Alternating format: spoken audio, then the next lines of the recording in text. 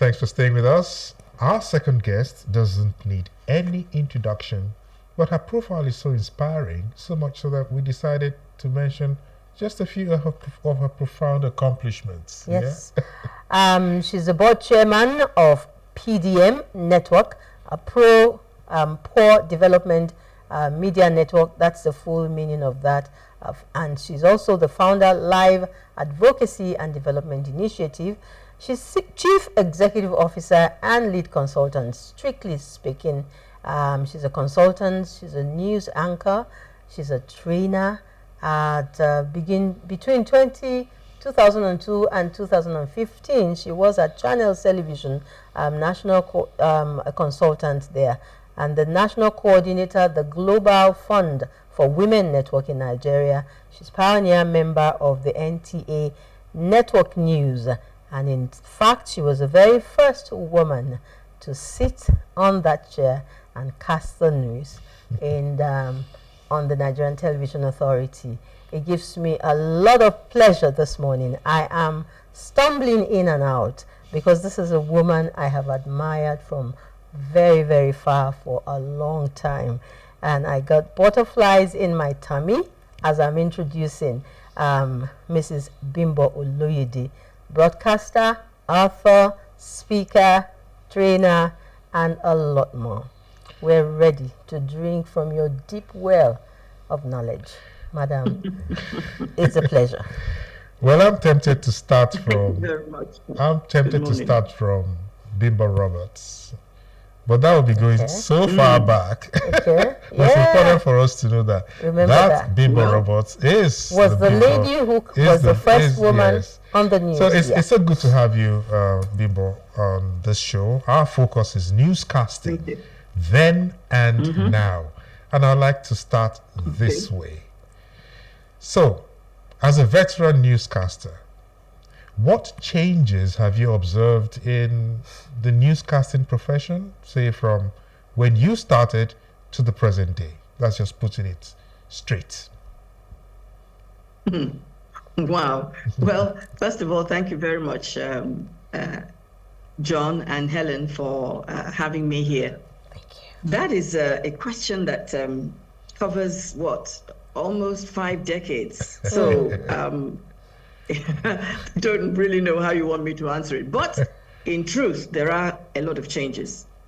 For a start, in those days, TV was black and white. Now it's color. Then also we were in pairs. There was always a man and a woman casting the news at that time. Now, of course, people are news anchors and they're solo.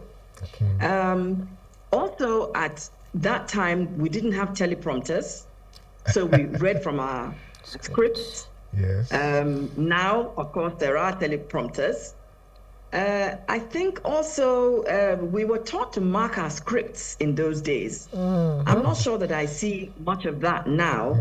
Of course, if you're using a teleprompter, you may say you can't mark it, but there are still ways that you can indicate for your own personal use. Places that you will pause and things like that. Then again, we would rehearse. We always rehearsed the news in the early days before going on, because we needed to see the film reports, and it was important for us to check that the length of the text did not go beyond the visuals. So rehearsals helped us to edit here and there. And is there anything else I can mention quickly? Okay, makeup artists, we didn't have those. We didn't have makeup artists. And now, there are makeup artists in most TV studios. Yeah. So those are some of the differences anyway. So we had the newscasters then, especially the females, like coming out as they were, natural, not a lot of, powdering, embellishment and all of that. Okay. Well, no, it is not that we didn't use makeup. It's just that there wasn't anybody assigned to make us up. Okay. All right. Thank you so much. Yeah. Now, what would you say are the core principles of professionalism in newscasting. And have these principles changed over the years? We're talking about principles now. Well, I don't think there's a change in the principles. The principles of journalism remain the same, and broadcast journalism. We're supposed to give out information that is true, that is unbiased, impartial. We're supposed to pronounce words properly and names too. That is a basic principle of newscasting. You're supposed to look presentable. I mean, you shouldn't come out on air looking shabby with colors. I think it's known as color riot. Of course, when it was black and white, nobody knew, but we had to be, we had to be more careful when things moved from black and white to color. Reports are not supposed to be too long. You're supposed to get all the angles of the story, Now I think we have, the introductions to stories and reports, there's more of storytelling that goes into newscasting now. We were a bit more straight to the point and straightforward in those days. But the principles have not changed.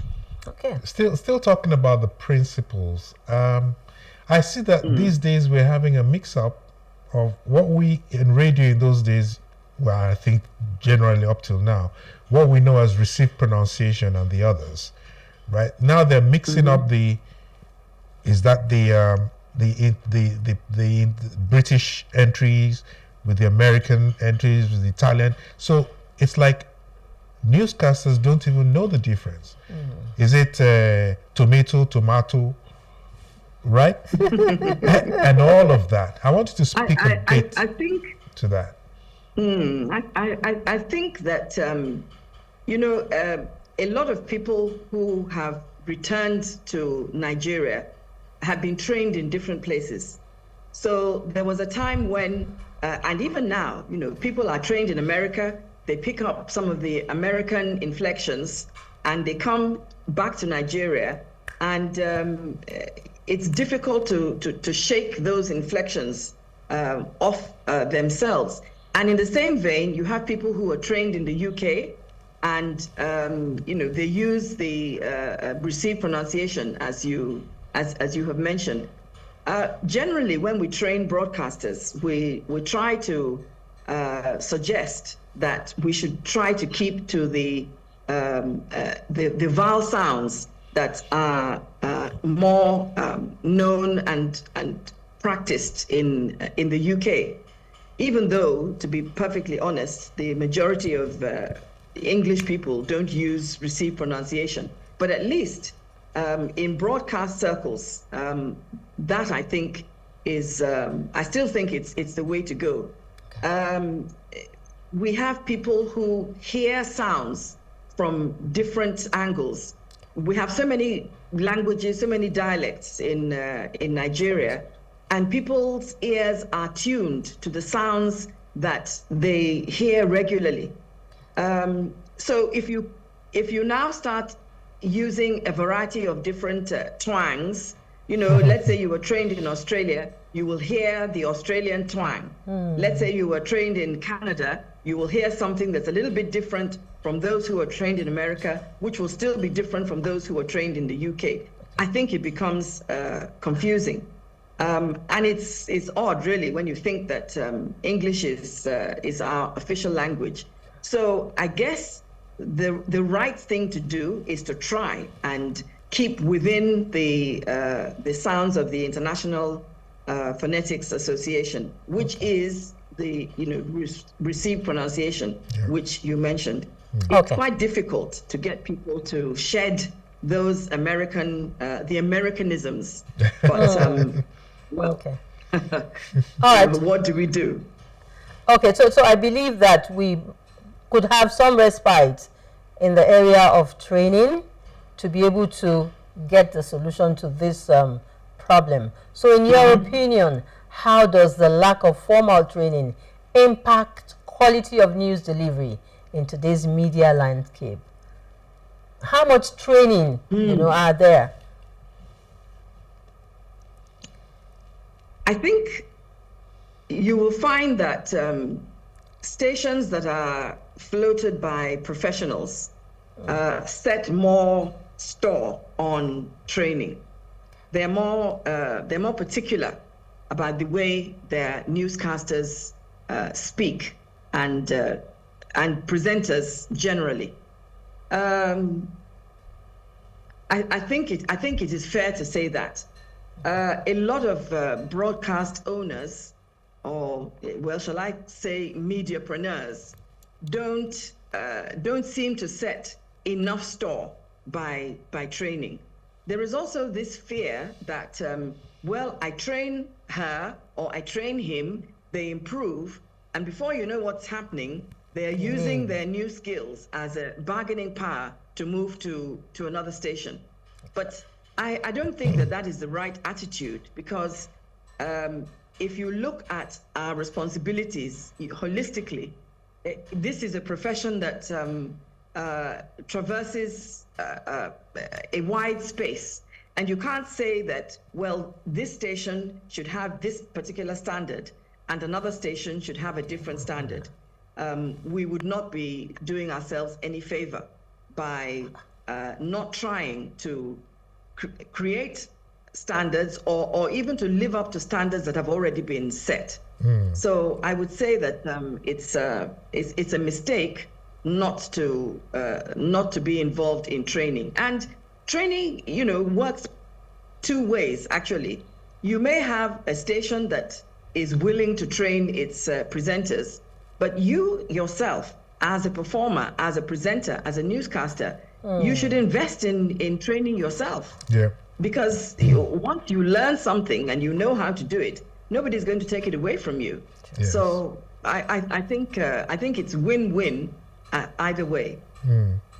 I would want to talk about the human angle to newscasting, and I'm sure you'd have one or two stories to tell us. There are times when you're either ill or you're not able to perform at your peak, and you're still given the bulletin to read, or maybe you just got some bad news, and you're supposed to, as a professional broadcaster, deliver.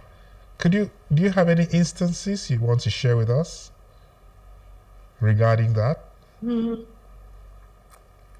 Well, I think I can remember on one or two occasions hearing just before going on air that somebody that I knew well had passed on, and it had become breaking news, and I was supposed to be the breaker of that news, the bad tidings. Yes, it is not. It's really not a pleasant thing to have to do, but in truth, it's part of the job. There are times when you just have to stifle those personal feelings, feelings of sadness. You may not be able to. You may not be able to cover illness, and if you are ill, I would really suggest that you don't go on air. But if it's a question of sadness and sometimes shock, it may be difficult for you to gather yourself and present yourself in a professional manner. But it's something that you have to do. You have to find it within yourself and draw from whatever it is that you have in you to enable you to overcome that sudden surprise, shock, sadness, however you want to put it, and go on air. Because you see, in newscasting, there's a degree of performance that goes with it. You may not be an actor, but you still have to perform.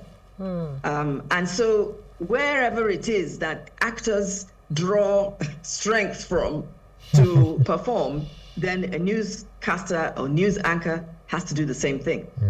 Because as they say, the show must go on. Must go on. All right. Okay, we're almost winding down this conversation. Unfortunately, would love to keep it going. I personally would like to find out from you, what is that staying power or strategy or ability or knowledge, whatever you call it, that you have had to draw from over these years? You said 3 centuries or so, or 5? 5 decades. 5 decades, you said. What is it about